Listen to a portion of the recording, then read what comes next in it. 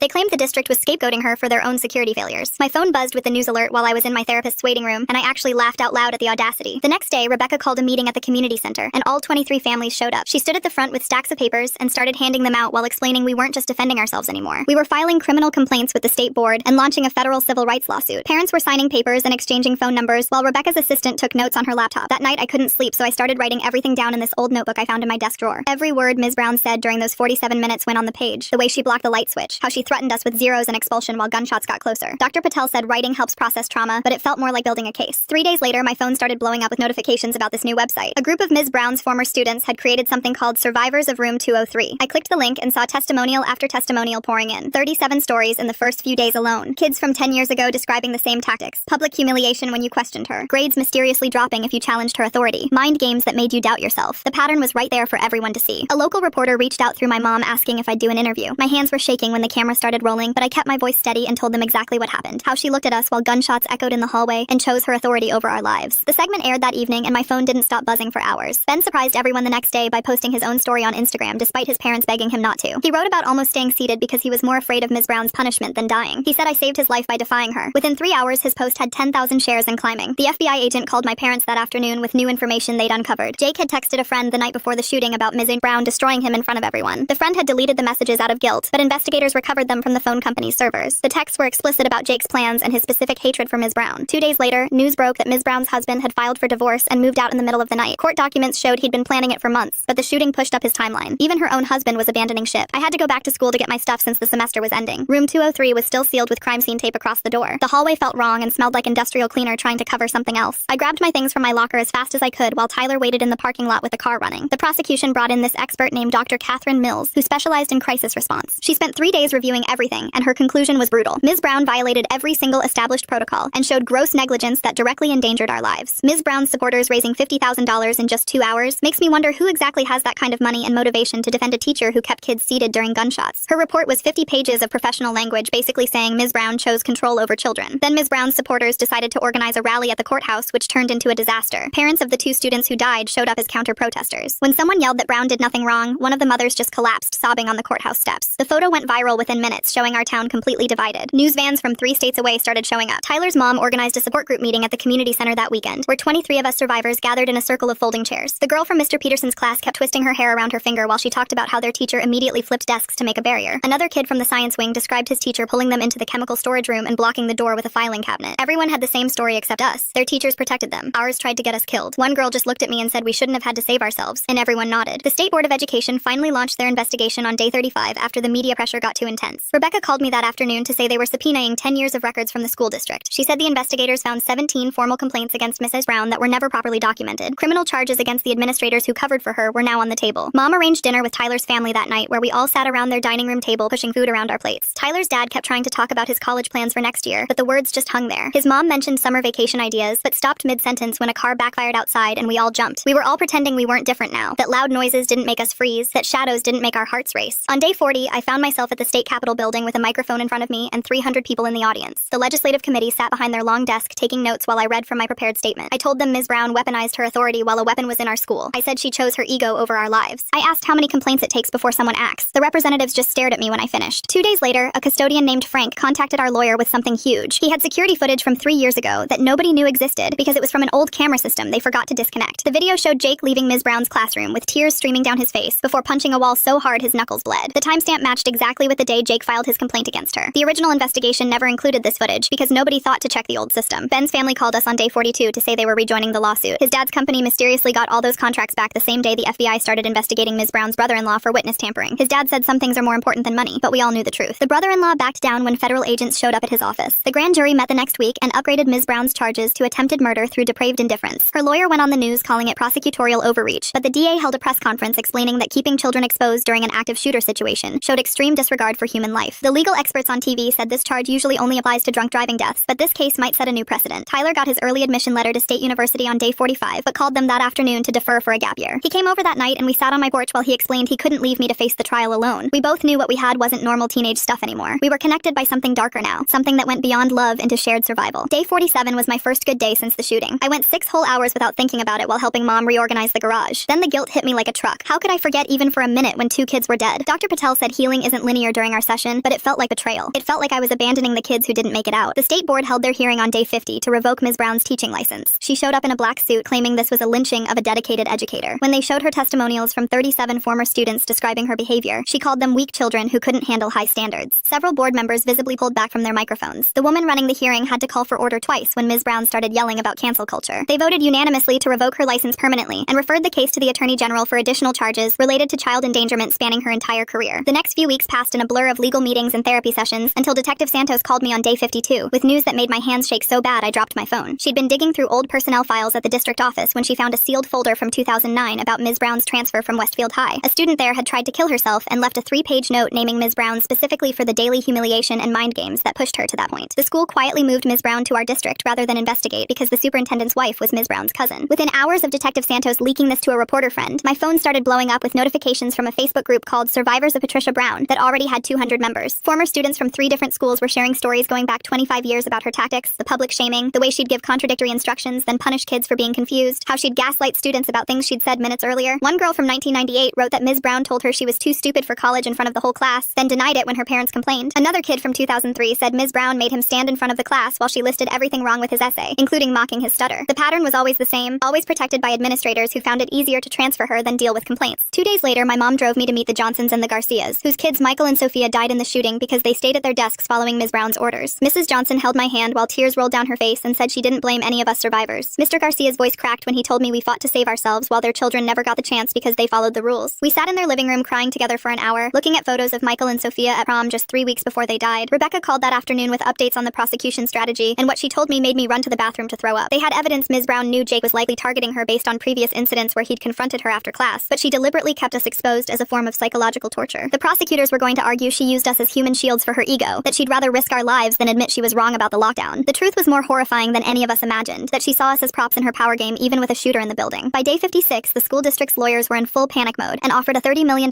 settlement divided among all the families, admitting no wrongdoing but acknowledging failures and oversight. Some families took it immediately because they couldn't afford years of legal battles, but my parents and 12 other families held out for criminal justice, not just money. Tyler picked me up 2 days later to visit the memorial that had grown outside the school. Hundreds of flowers and teddy bears and photos covering the front steps. Someone had left a copy of the student handbook with the lockdown procedures highlighted in yellow, a note attached that said, "These rules save lives when teachers follow them." We stood there holding hands, reading all the messages people had left, when Tyler spotted something that made him squeeze my fingers so hard it hurt. Between 2 bouquets was a printed copy of Jake's manifesto that the defense teams had just gotten access to. 5 pages detailing Ms. Brown's teaching methods like a psychological torture manual. He'd documented the public humiliation, the deliberately confusing instructions followed by punishment for not listening, the gaslighting about things she'd said or done, example after example with dates and witnesses. The FBI had verified every incident he described through interviews with former students. That same week, Ms. Brown's former teaching assistant from 2015 finally broke her silence in an interview with the local news. She'd quit after 1 semester because she couldn't watch what Ms. Brown did to students anymore, had even reported it to Principal Foster, but nothing was done because Ms. Brown had tenure and the union would fight any disciplinary action. Another administrator who chose the easy path over protecting kids, another adult who could have stopped this years ago. Frank the custodian finding forgotten security footage on an old camera system is peak plot device saves the day energy, though I suppose real life does sometimes hand you evidence gift wrapped with a bow when you need it most. Ben's deposition happened on day 62, and his Parents sent me the transcript later because they were so proud of how strong he was. His voice apparently never wavered when he said Ms. Brown taught us that authority was more important than safety. But that day, I taught everyone that survival is the only thing that matters. The prosecutor asked if he blamed me for defying Mr. Brown, and Ben said I was the only adult in that room who acted like one. That a 17-year-old girl showed more leadership than a woman with 25 years of teaching experience. The FBI showed up at Ms. Brown's brother-in-law's house the next morning with a warrant for witness tampering and obstruction of justice after they caught him on a wiretap threatening Ben's dad's business partners if Ben didn't change his testimony. Her whole support network was crumbling as people realized the lengths she'd gone to protect herself, hiring private investigators to dig up dirt on students' families, having her brother-in-law pressure anyone who might testify against her. 2 weeks later, I sat at our kitchen table with Rebecca, the prosecutor, spreading out pages of notes for my victim impact statement. She pushed a legal pad toward me and told me not to hold back because the jury needed to understand everything Ms. Brown did that day. Tyler sat next to me, his hand on my knee under the table while I wrote about how she kept us at our desks while a shooter walked the halls. I wrote until my hand cramped, then typed on my laptop, then wrote some more. The words came out angry at first, then sad, then just tired. Rebecca read through my draft and nodded, telling me this would help the jury see the truth. 2 days later, the court clerk called to say the trial was set for 3 months out. 3 whole months of waiting. I tried going back to normal stuff like SAT prep and college applications, but how do you write about your future goals when you almost didn't have a future at all? The Common App essay prompt asked about a challenge I'd overcome, and I just stared at the blank page for hours. Then on day 70, my phone blew up with texts from Ben. Ms. Brown had sent an email to his parents saying their son was confused about what happened and suggesting they get him therapy to help him remember correctly. The prosecutor had her arrested within 2 hours. News vans showed up at her house and caught her being let out in handcuffs while she yelled about being persecuted for maintaining order. The judge called an emergency hearing the next morning. I sat in the gallery watching as the prosecutor showed the email and explained how Ms. Brown had violated her bail conditions by contacting witnesses. The judge didn't even let her lawyer finish his argument before revoking her bail. Court officers moved toward her and she stood up fast, knocking over her water glass. For the first time since this all started, I saw real fear in her eyes as they cuffed her. She looked right at me as they led her past the gallery, and I could see it hit her that she wasn't in control anymore. 2 nights later, Mom found me at the kitchen table at 3 a.m. surrounded by college essay drafts. My Common App essay was about the day I chose to survive despite my teacher's orders. Mom read over my shoulder and said I didn't have to write about this if it was too hard. I told her I did because this was who I was now. We both knew I'd never be the person I was before that day. The trial started 3 months later on a cold Monday morning. The prosecutor's opening statement included playing the audio from my phone that I'd been recording for a class project. You could hear the shots getting closer, students crying, and Ms. Brown's voice clear as day saying we were being hysterical and manufacturing fear. Several jurors put their hands over their mouths. Ms. Brown sat at the defense table in a gray suit, still acting like she was the victim. The next day I testified for 4 straight hours. The prosecutor walked me through every second of those 47 minutes, having me describe where everyone was sitting, what Ms. Brown said, how she blocked the light switch. Her lawyer tried to make me look like some rebellious kid who just didn't like authority, but I stayed calm and just kept repeating the facts. When he asked why I defied a teacher's direct order, I looked at the jury and said I chose to live while she chose her ego. Nobody said anything for like 10 seconds. On day 3, Tyler took the stand and talked about getting my texts, about hiding in that supply closet knowing I was in danger. His voice cracked when he described the moment he thought I was dead because I stopped responding. Ms. Brown's lawyer objected, calling it emotional manipulation, but the judge said the jury needed to understand the trauma she caused by keeping students exposed. Tyler had to take 3 breaks to compose himself. Day 4 changed everything. The prosecution had enhanced the security footage audio using some FBI tech, and you could hear stuff we couldn't make out before. At timestamp 9:47 a.m., right after the first shots, Misty Brown's voice came through crystal clear saying, "If this is real, they deserve what they get for not respecting me." A juror actually gasped out loud. Even her own lawyer looked shocked because this wasn't in any of the discovery materials. The judge had to call a recess when parents in the gallery started yelling. Day 5, Ms. Brown decided to testify against her lawyer's advice. She sat in the witness box insisting she maintained perfect order, that we were never in real danger, that she was being persecuted for having standards. She said she was protecting us from panic and that running around would have been more dangerous. The prosecutor let her talk for 20 minutes, then asked one question that made the whole courtroom go silent. "Did you recognize Jake Wilson's voice when he was in the hallway outside your classroom?" Ms. Brown froze completely, her mouth opening and closing like a fish. After maybe 15 seconds, she whispered yes. The courtroom exploded with people shouting and crying, and the judge had to bang his gavel over and over to get control. The prosecutor stood up slowly after things got quiet again, and walked right up to Ms. Brown's face. She asked the question everyone was thinking, but nobody wanted to hear out loud. Did Ms. Brown know it was Jake Wilson in that hallway? The same Jake Wilson who filed 3 complaints against her last year? Ms. Brown's hands started shaking and her face went from red to white to gray in about 5 seconds. The whole courtroom held its breath waiting for her answer. Finally, she cracked and started yelling about how Jake needed to learn respect, just like all of us did. The jury members looked at each other with their mouths open, and one lady in the back row started crying. 3 weeks later, we all came back for verdict day, and you could feel the tension like electricity in the air. The jury took 6 hours to decide, but when they came back, they found her guilty on everything. 23 counts of putting kids in danger, plus something called depraved indifference that sounded even worse. Ms. Brown fell down in her chair when they read it, and for the first time she looked scared instead of angry. The judge said she could get up to 25 years, and the families of the 3 kids who died started sobbing. 2 weeks after that, I had to read my victim impact statement at sentencing. My hands were sweating so bad I could barely hold the paper, but I made myself look at her while I talked. I told her she taught me that being in charge without being smart about it was dangerous, that trying to control people without caring about them was just being mean. I said I'd carry those 47 minutes with me forever, but she'd have to carry what she chose to do. The judge gave her 18 years with a chance for parole after 12. When the guards put the handcuffs on her, she turned to all of us and said she was just keeping standards. Even then, she didn't get it, and that was maybe the worst part of all. A month later, Tyler and I sat in his car watching workers put in new metal detectors and cameras at school. We were different now, stuck together by what happened, but also just different inside. Tyler took my hand and said we survived, and this time it wasn't a question. Ben went to the school board meeting that spring and gave this amazing speech about fixing how they handle teacher complaints. His voice was strong and clear, nothing like the scared kid who almost stayed in his seat that day. He said no student should have to pick between their grades and staying alive. I started at State University that fall studying education policy because somebody needs to fix this stuff. My roommate didn't know about what happened, and for a few weeks I was just Brianna instead of the shooting girl. It felt good, but also weird keeping that huge thing inside me. They reopened room 203 as a memorial classroom in November and asked me to speak at the ceremony. Standing where Ms. Brown used to stand felt so strange, but I told everyone that protecting kids isn't just about locks and drills. It's about listening when they say something's wrong. Mom drove me home for winter break and we passed the school where kids were playing basketball like nothing ever happened there. I told her they looked so young, and she said we all did back then. We both knew I'd never be that young again because innocence was another thing that died that day. Tyler and I met at our old coffee shop when we were both home from college for the holidays. We still checked where the exits were and jumped when someone dropped a tray, but we were learning to live with it. Tyler held my hand and said we were writing new chapters now, which sounded cheesy but also true. The scars would always be there, but we were more than what happened in room 203. We were the kids who refused to stay in our seats when standing up meant staying alive. Thanks for letting me wonder about all this with you today. It's been quite the journey asking questions together. Take care. Like the video, it helps more than you think.